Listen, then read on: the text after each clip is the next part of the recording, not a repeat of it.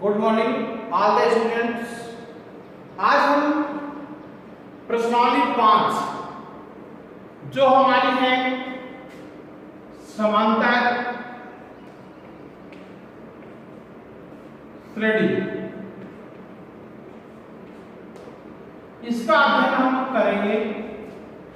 तो जब हम प्रश्नावली प्रारंभ करते हैं तो उस प्रश्नावली के बारे में हमें थोड़ा जानकारी लेनी आवश्यक है। इसलिए इस प्रश्नावली के बारे में मैं आपको बता देता हूं कि समांतर श्रेणी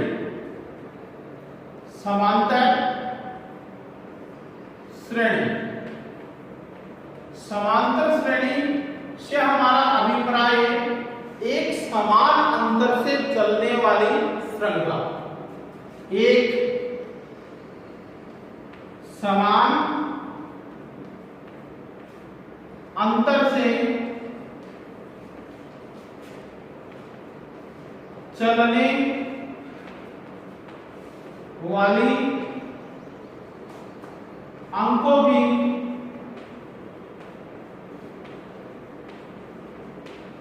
श्रृंखला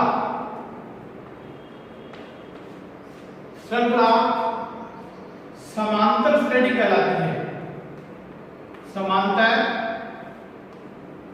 श्रेणी कहलाती है।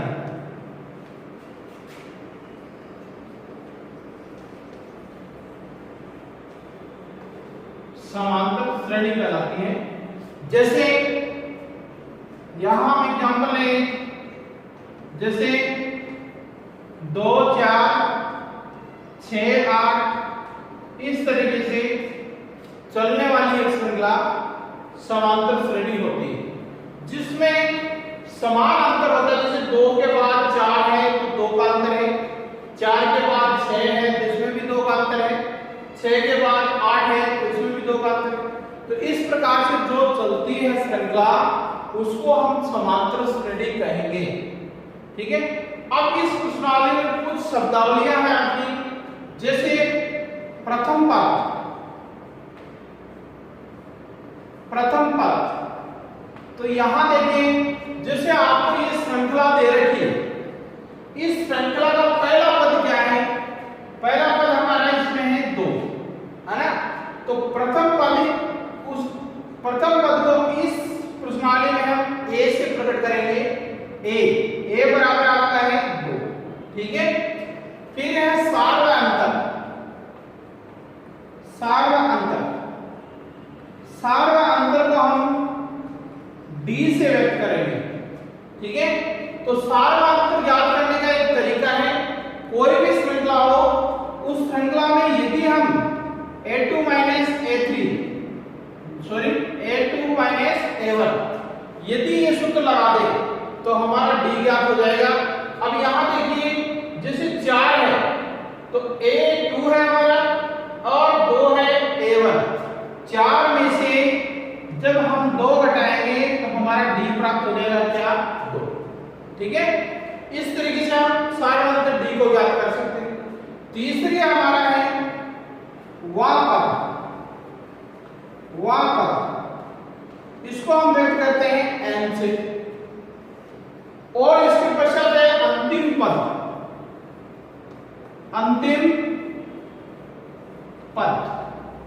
अंतिम पद को हम व्यक्त करेंगे an से। ठीक है। और पदों का योगफल इसको हम व्यक्त करेंगे SN से। ठीक है। तो ये इस प्रश्नावली की शब्दावली है। इसी के आधार पर हम प्रश्नावली को हल करना सीखेंगे। तो हम देखते हैं प्रश्नावली 5.1 के प्रश्नों को हम हल करेंगे। तो देखें 5.1। तो प्रश्नावली 5.1 का पहला प्रश्न है, निम्नलिखित समांतर श्रेणी के लिए प्रथम पद a एवं सार्वांतर d ज्ञात कीजिए। आपको क्या ज्ञात करना है? एक समांतर श्रेणी आपको दे रखी है, उस समांतर श्रेणी में आपको प्रथम पद a और सारा अंतर दी जाए।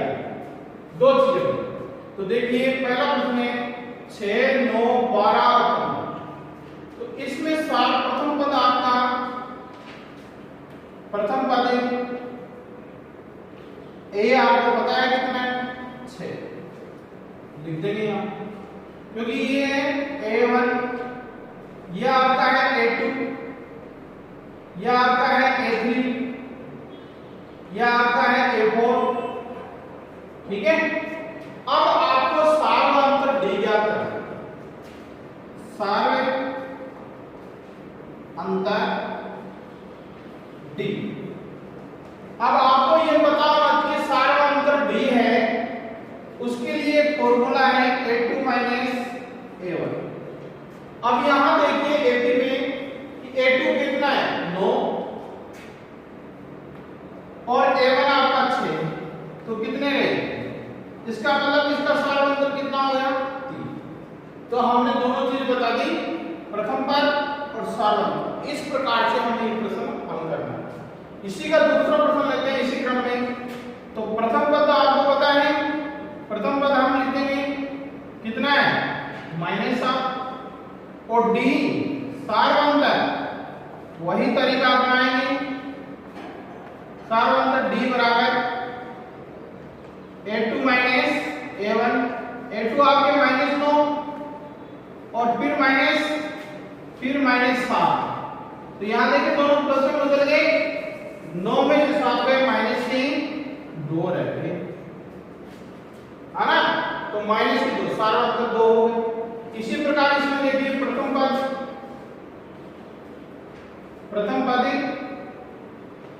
आपका -1 है 1 और सार्वअंतर डी हमें ज्ञात करना है A2 - A1। A2 आपका 1/4 है, -1/a करनी है। अब देखिएगा लघुत्तम आ गई 4, 1 - 4 हो गई, प्लस में बदल देंगे 4 बराबर 5/4। यह आपका आंसर आ गया। इस प्रकार से आप इसको हल करें। प्रश्न संख्या 2, यदि समांतर श्रेणी के लिए प्रथम पद ए और सार्वअंतर डी निम्न अनुसार दिया गया है, तो उस श्रेणी के प्रथम 4 पद आपको ज्ञात करना है। देखिए भाई, आपको प्रश्न में दिया है a बराबर 11 और d बराबर -4। अब आपको a मतलब पहला पद तो दे दिया, लेकिन आगे के 3 मिला के कुल आपको 4 पद ज्ञात करना। तो हम 4 पद कैसे ज्ञात करेंगे? इसके लिए फॉर्मूला है, प्रथम पद तो हम लिख देंगे, प्रथम पद a 1 बराबर आपको दे रखा है 11 और द्वितीय पद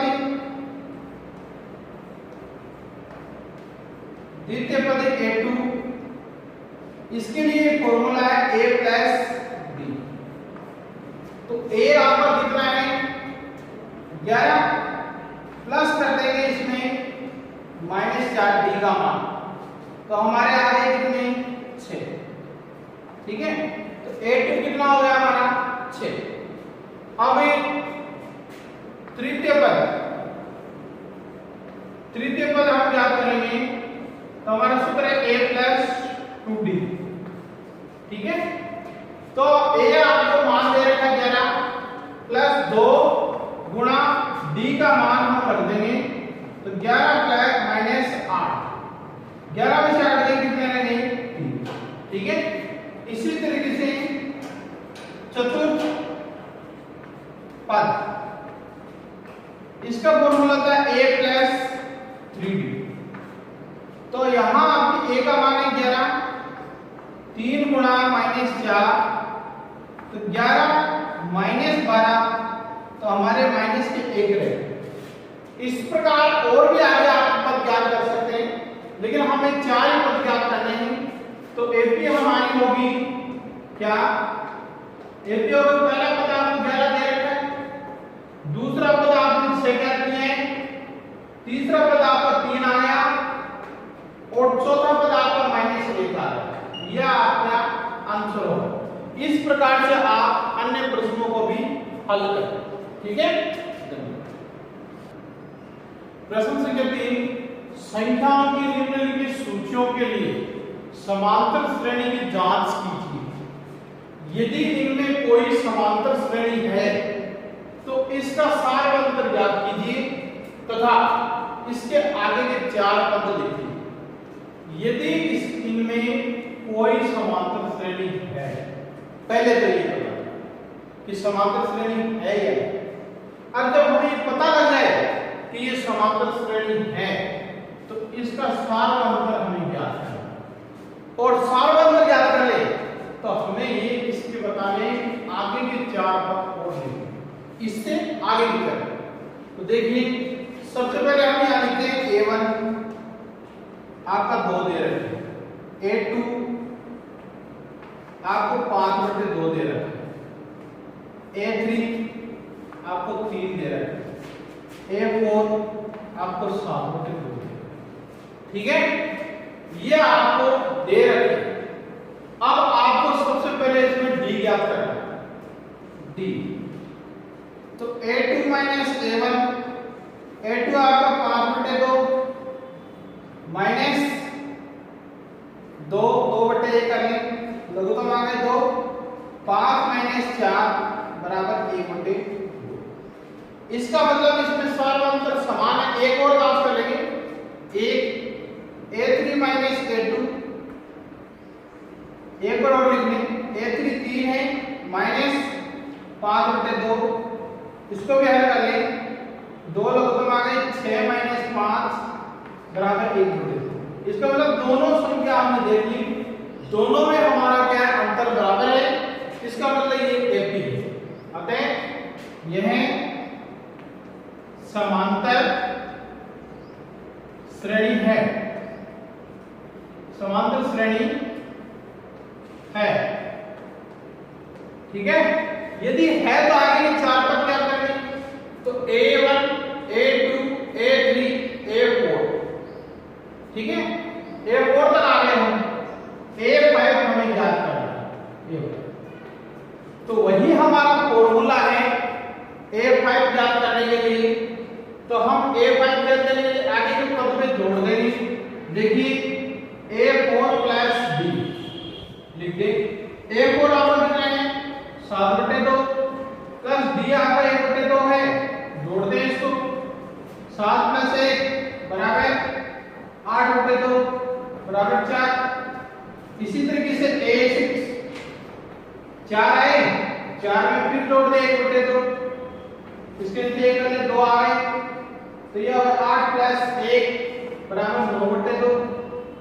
इसी तरीके से A7 बराबर 9/2 प्लस 1/2, आगे के पदों में जोड़ते जाएं तो ये आपके आ जाएंगे कितने, 10/2, ये हो गए 5। अब आपको क्या करना है, 8 बराबर 5 प्लस 1/2, तो ये आ गए आपके कितने, 10 प्लस 1 बराबर 11/2। इस तरीके से हमारे पद क्या आ गए, हम यहाँ लिखते हैं, हमारे पद आ गए आगे के 4 पद, 4 9/2 और 5 और 11/2, ये हमारे आगे के पद आ गए। इस प्रकार से हमें ये प्रश्न हल करना है। शेष रहे प्रश्न आप स्वयं करेंगे, और यदि कोई दिक्कत हो तो प्रश्न पूछ लेंगे। ठीक है, धन्यवाद।